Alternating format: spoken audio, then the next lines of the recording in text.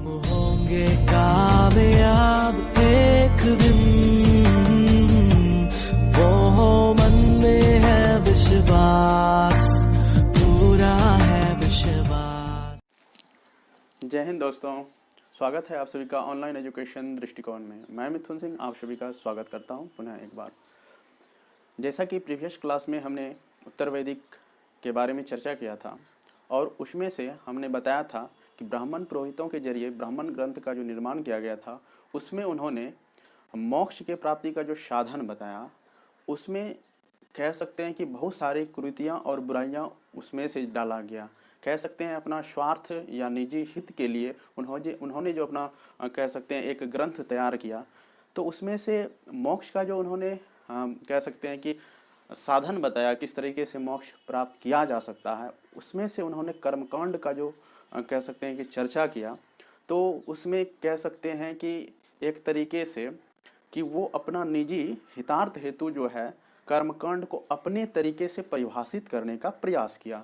तो जिसमें से देखेंगे कि बहुत सारी बुराइयां जो है उसमें उभर के सामने आती है। जैसे से बुराइयों में जो है हम आप देख सकते हैं कि उन्होंने पशु बलि का जो है बहुत ज़्यादा समर्थन किया। ठीक है कि कोई भी यज्ञ यदि होगा, आयोजन अनुष्ठान होगा, तो उसमें जो है पशुओं की बलि का जो है अनिवार्यता कर दिया। फिर जो है कि दान आदि का जो है उन्होंने जो है अनिवार्यता कर दिया। तो इसमें से आप देखेंगे क्या कि जो चार वर्गों में बटे हुए थे समाज को उन्होंने जो विभक्त किया था, ठीक है, वर्ण के आधार पे, उसमें से कह सकते हैं कि जो निचले दो वर्ग थे, बाद में आप देखेंगे कि जैसे वैश्य हो गया या शूद्र हो गया, उसको पूरी तरह से अर्थव्यवस्था जो है उसको पूरी तरह से आघात लगता है। और बाद में देखेंगे कहीं ना कहीं जो क्षत्रिय वर्ग भी होते हैं वो भी कहीं ना कहीं इन ऐसे अवधारणाओं की वजह से जो कहीं ना कहीं आहत होते हैं। तो धीरे धीरे यही कालांतर में चलते बाद में आप देखेंगे कि ये पूरी तरह से हावी हो जाता है कर्मकांड।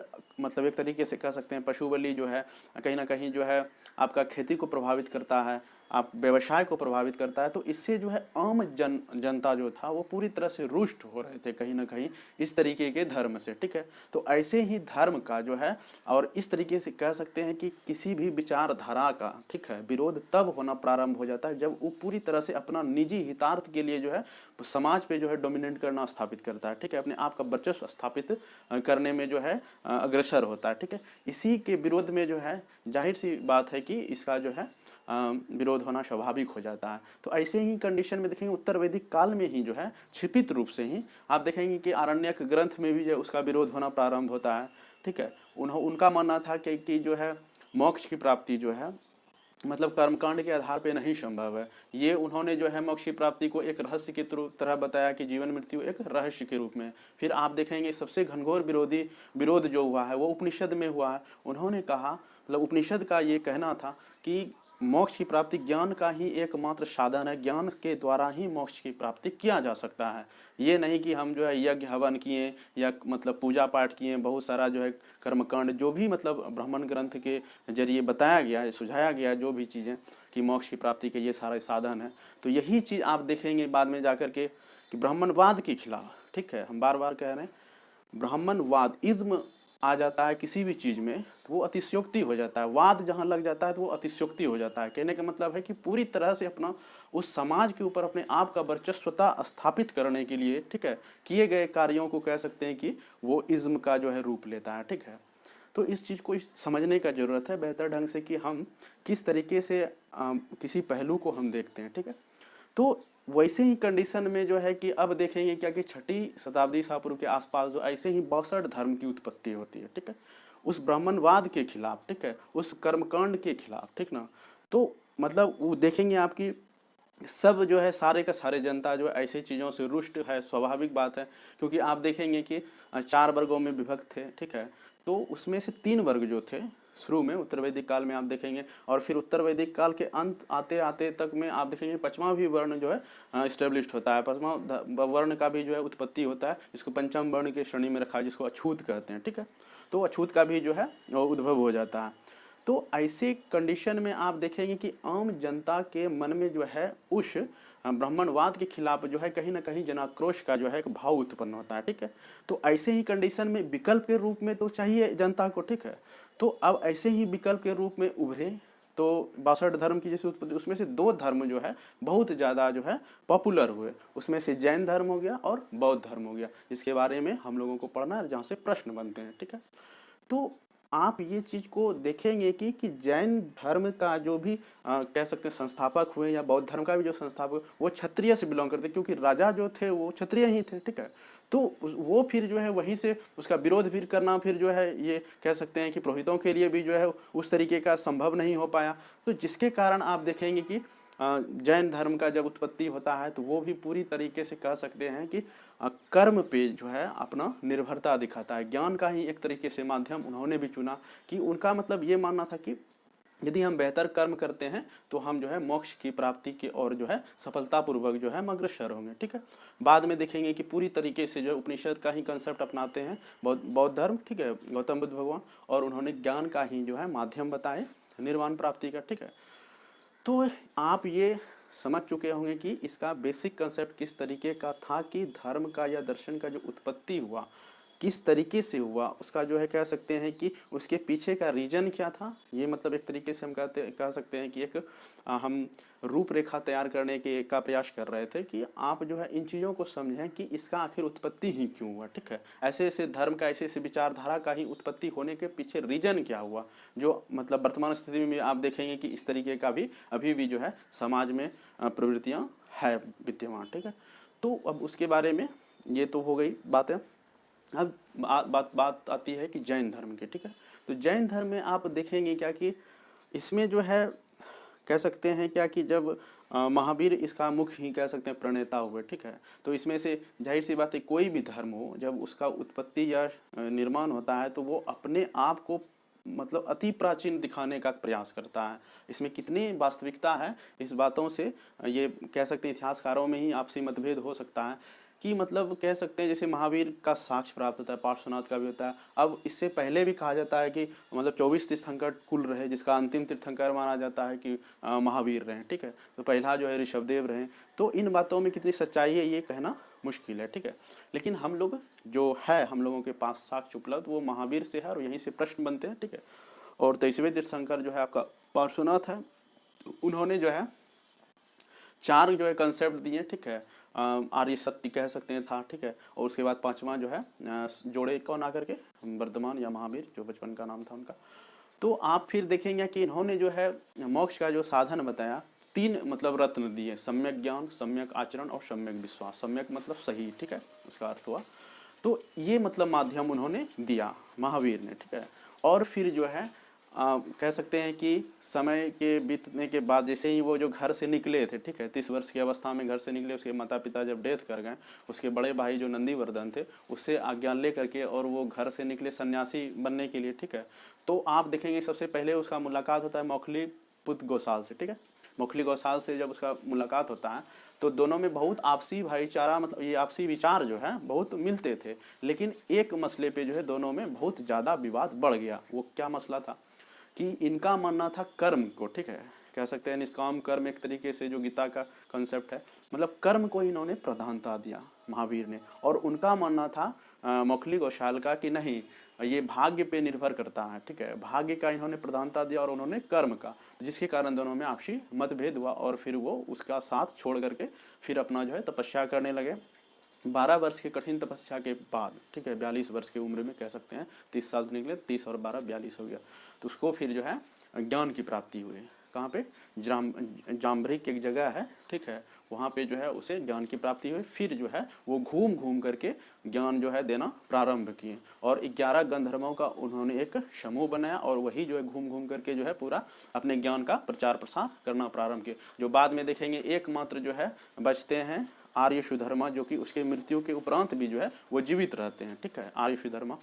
और बाद में आप देखेंगे क्या कि मरने के बाद महावीर के जब 468 इसमें विवाद है, कई 527 में, जो रियल है 527 ही है। ठीक है, और वो जो है आप यहाँ पे फैक्ट में देखेंगे आप, ठीक है, उसको बताएंगे कि क्या सही है क्या गलत है, जो बहुत सारे बुक्स में जो गलत दिया गया है, ठीक है, उसको हमको हटाना है। ठीक है, हमको भी हटाना है, आपको भी हटाना है, उसको दिमाग से इरेज करना है, क्योंकि नया जो एनसीईआरटी आ चुका है उसमें अब हर जगह से हट गया है। उसका जो भी था महावीर का जो जन्म और मरण का जो है डेट, उसको जो है अब नए एनसीईआरटी के अनुसार जो है उसी को याद रखना।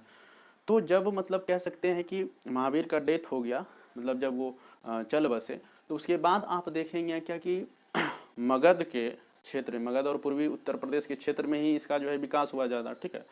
तो आप देखेंगे क्या कि एक तीसरी शताब्दी के आसपास जो है मगध में बहुत भीषण अकाल पड़ता है, जिसके कारण जो है कि भद्रबाहु जो है वो छोड़ देते हैं, मतलब ये मगध, और उसके बाद चले जाते हैं दक्षिण की तरफ। जब वहाँ से आते हैं वो लौट करके, तो मतलब आपसी मतभेद हो जाता है दोनों में, स्थूलभद्र में और भद्रबाहु में।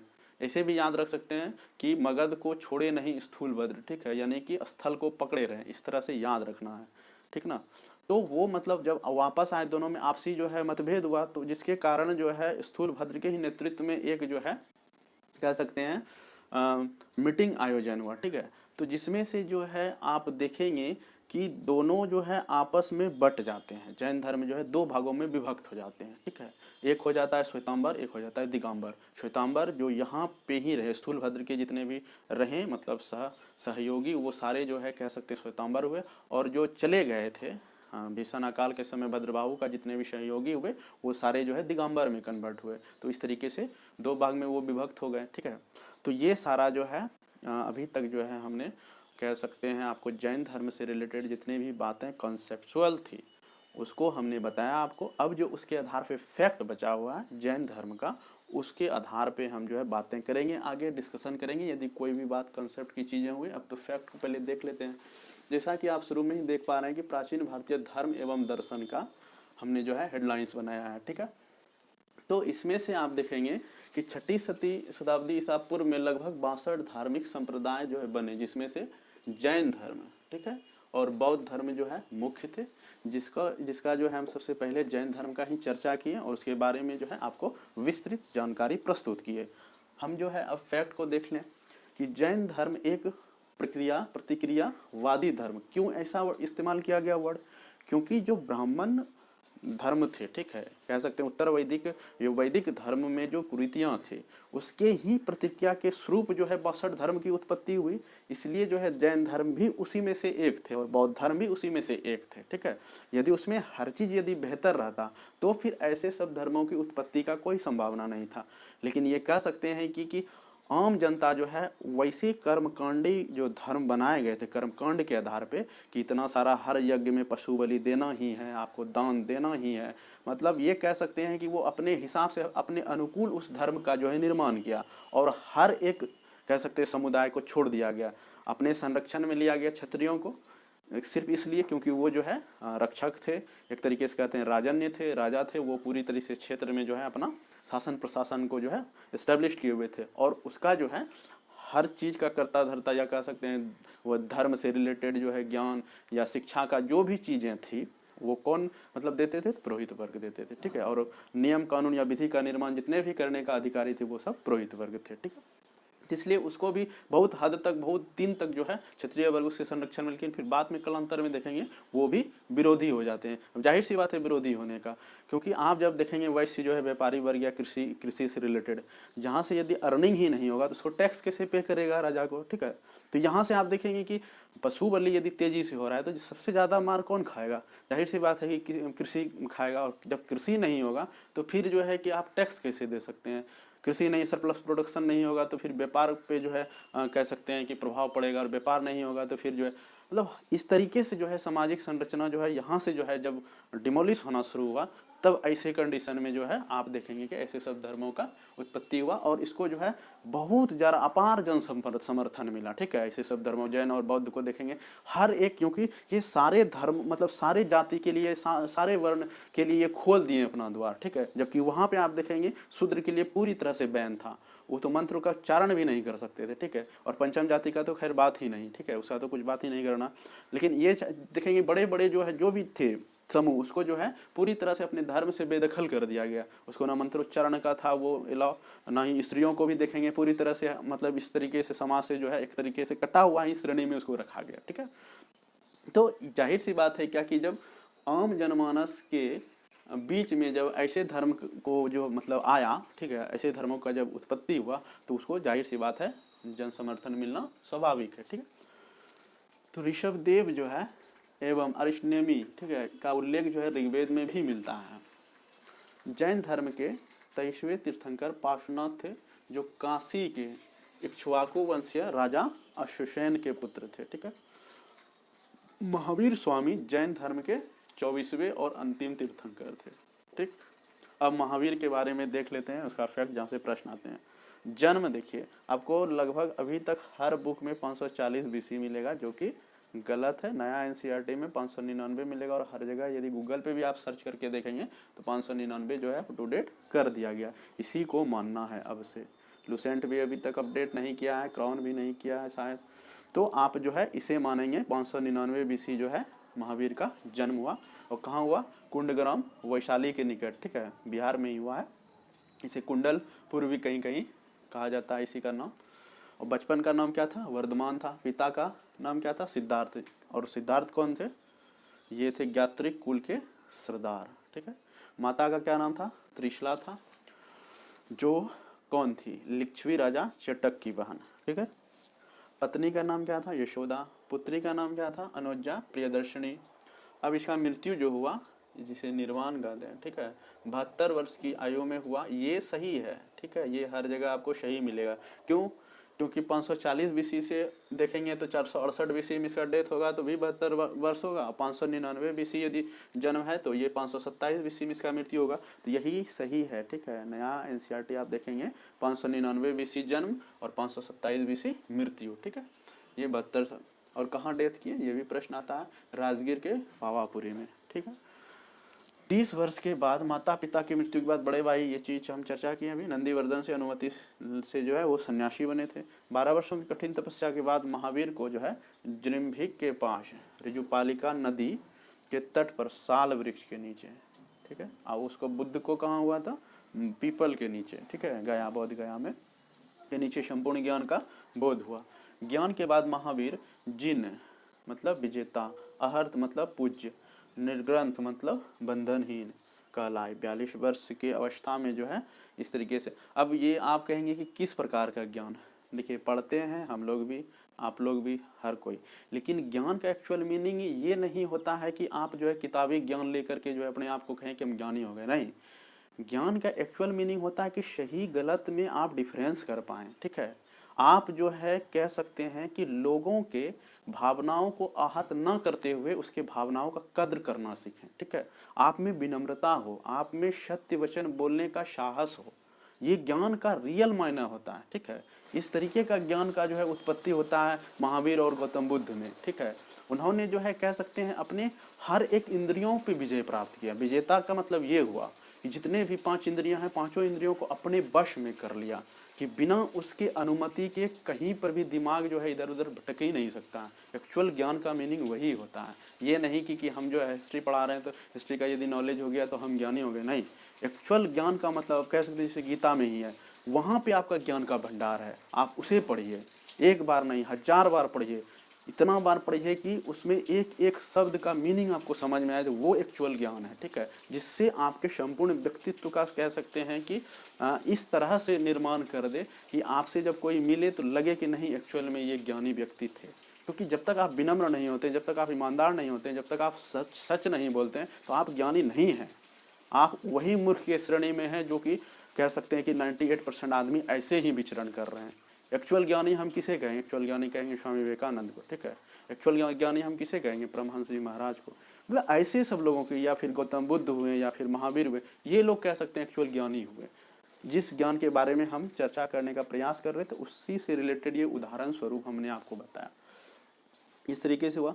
महावीर ने अपना उपदेश जो है प्राकृत में दी, जैसे अर्धमगधी भी कहा जाता है, अर्धमगधी और प्राकृत एक ही बात हुई, भाषा में दिए, जो कि कह सकते हैं कि आम जो है बोली जाने वाली भाषा, ये भी एक प्रभावशाली बातें हुई। ठीक है, क्योंकि दोनों जो है गौतम बुद्ध भी और महावीर भी जो है जो आम बोली जाने वाली भाषा थी उस समय का प्राकृतिक, और उस समय जो पाली देखेंगे क्या कि हो जाता है, तो आप देखेंगे क्या कि ये आम जनमानस के जो है दिमाग में ये बातें आसानी से चली जाती थी। क्या कहा जाता है? अब इधर ही वही देखेंगे कि आप जो है वैदिक धर्म में जो है ब्राह्मण पुरोहितों के जरिए जो ब्राह्मणवाद का जो भी चीज़ें थी वो सारे का सारे जो है जितना भी पूजा पाठ या कर्मकांड था वो सब संस्कृत में था, जो कि आम जनमानस पे दिमाग में कुछ पल्ले ही नहीं पड़ता था।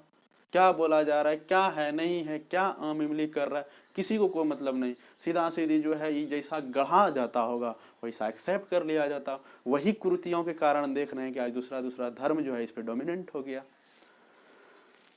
अनुयायियों को मूलतः जो है निर्ग्रंथ कहा जाता है, ठीक है। प्रथम अनुयायी उनका कौन बना, उसी का दामाद जो है जामिल, किसका मतलब हस्बैंड होगा, उसका पुत्री, जाहिर सी बात प्रियदर्शनी का होगा, ठीक है। तो ये बातें अब देखते हैं इसके आगे। इसके आगे देखिए, इसमें जो है प्रथम जैन भिक्षुणी नरेश दधिवाहन की पुत्री कौन थी, चंपा, ठीक है। इसको कहीं कहीं चंदना भी लिखा हुआ मिलता है।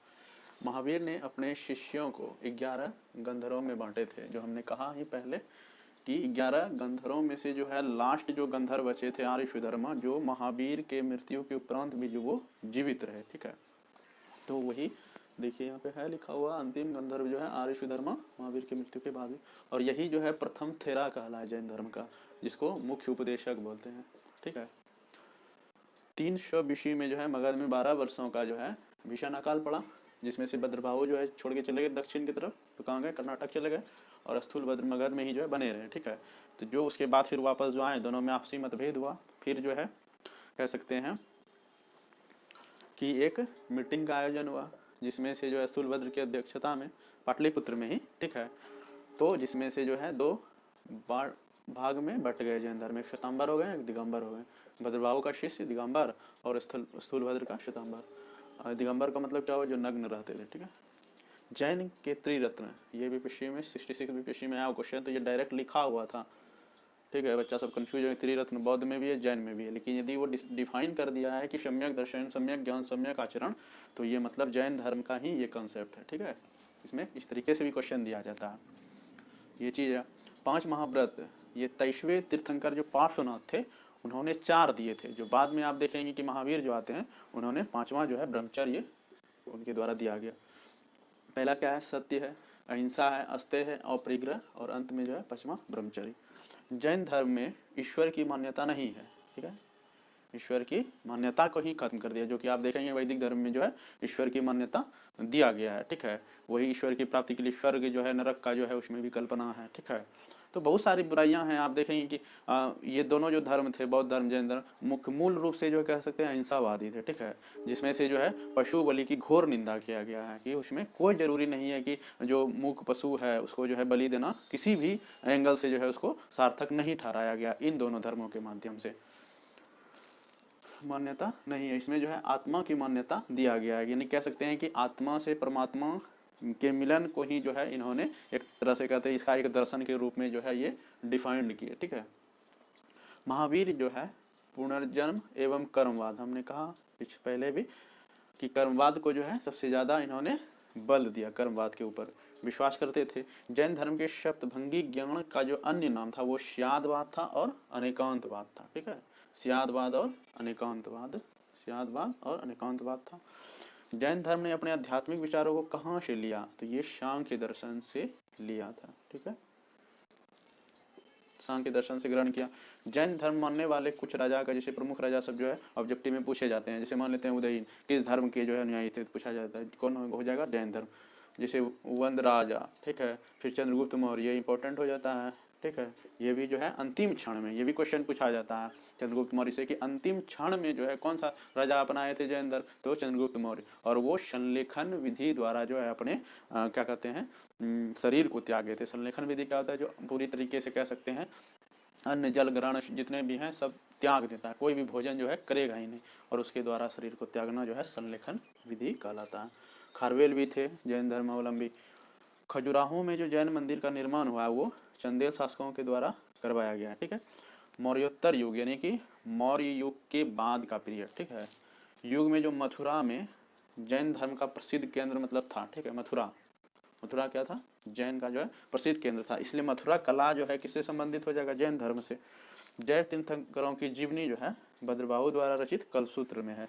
जैन तीर्थंकर समझ रहे हैं, 1 से लेकर जो 24 तीर्थंकर हुए उसका जो है जीवनी भद्रभाहु ने संकलन किया है, और उसका जो है किसमें संकलित है, कल्पसूत्र में है, ठीक है।